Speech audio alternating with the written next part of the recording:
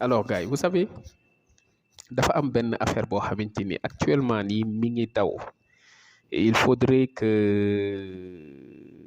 ñu leeral sénégalais yëpp ñu comprendre balaa ñuy jàpp ni loolu la parce que xam nga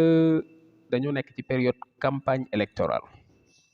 démb ci suñu benn waxtaan maa ngi expliquer ne Benno Bokk Yaakaar quel que soit alpha dafay am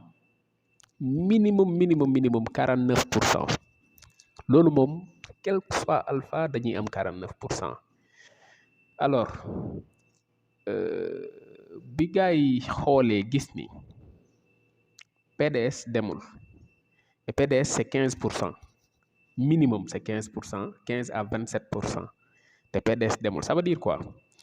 Ça veut dire que 30% de l'électorat de PDS suñu votelee Amadou Ba dafay gagner premier tour bu leer nañ sans équivoque.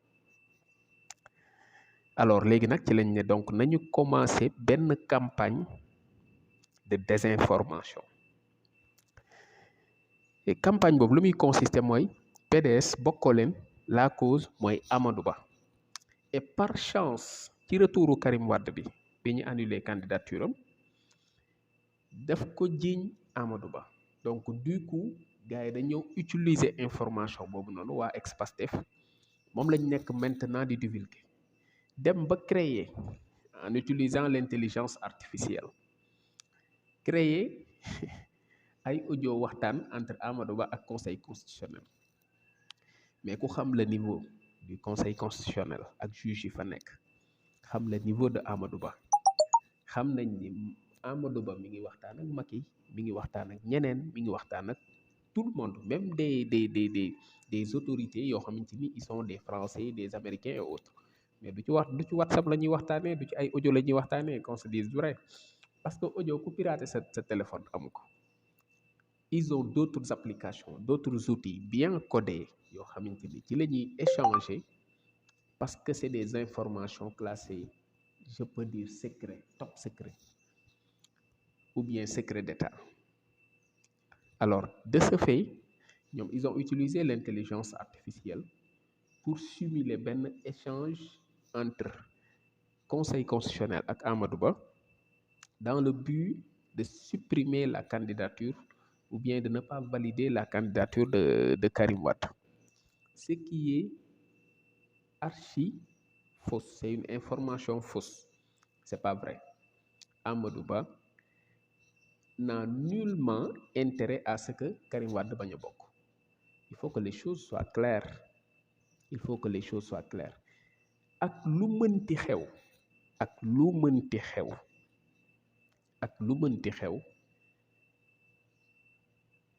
élection yi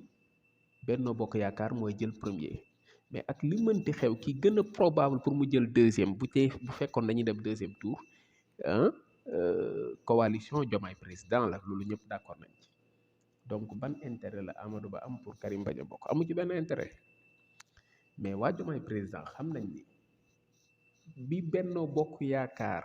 daree bokk élection ba léegi score am bi gën a faible 49% la score am bi gën a faible 49% la bi PDS daree bokk élection ba léegi score am bi gën a faible dafay ëpp 15%. Ça veut dire quoi? Ça veut dire que 2% des électorats de PDS bu ñu votelee Benno Bokk Yaakaar dafay gagné donc coûte nañu def le tout ba jaxase diggante PDS ak Benno Bokk Yaakaar. Comment? En disant que Karim Wade sa candidature jàllul parce que Amadou Ba moom moo ko bloqué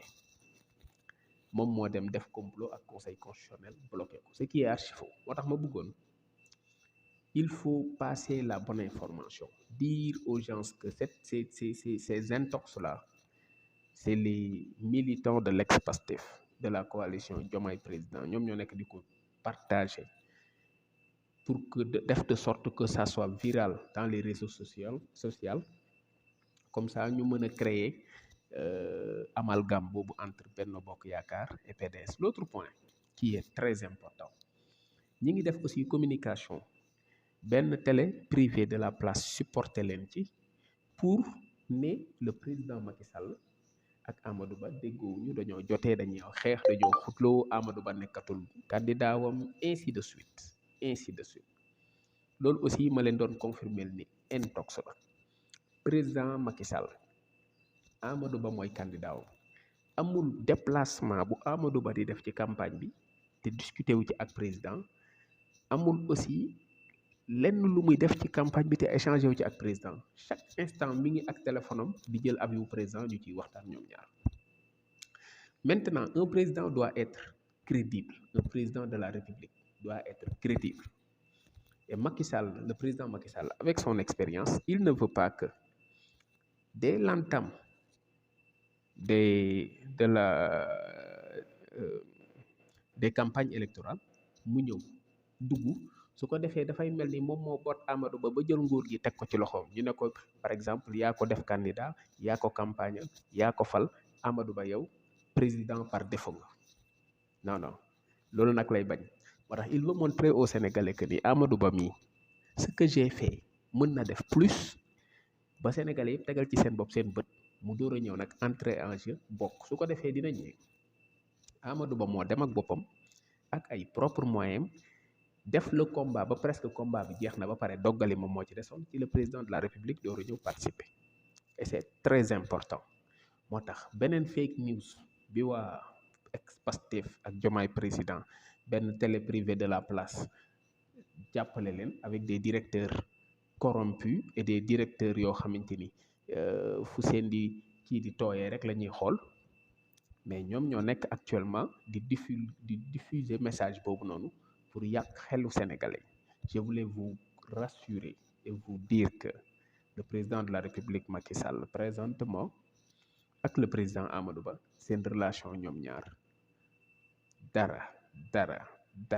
dara nekku ci problème ñi ngi déggante di collaborer nekk en parfaite collaboration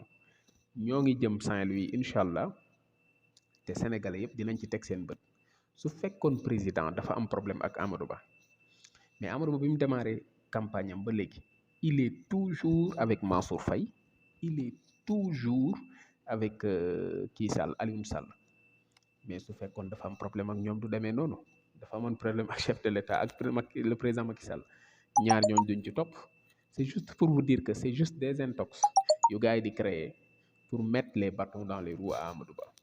c'est clair chez nous mais il faut que ça soit clair dans l'opinion ñëpp xamandoo ko xam ni ci campagne lañ nekk c'est de bonne guerre mais il faut que ñun aussi nous les militants républicains ñuy leeral loolu ci suñuy communication pour que waa PDS bañ ñu mere xam ne ñun nous sommes une famille libérale li ñu bëgg ñoo ko bokk li ñuy construire ñoo ko bokk et tout mais pour que aussi mobilisation bi gën a taqar naa si côté Benno Bokk Yaakaar parce que Amadou Ba ak le président Macky Sall réeréw ñu te musuñoo réeroo gars yi s'il te plaît aimé leen abonné leen ñu continuer accompagner suñu président Amadou Ba jusqu'à la victoire au premier tour des élections jaa ngeen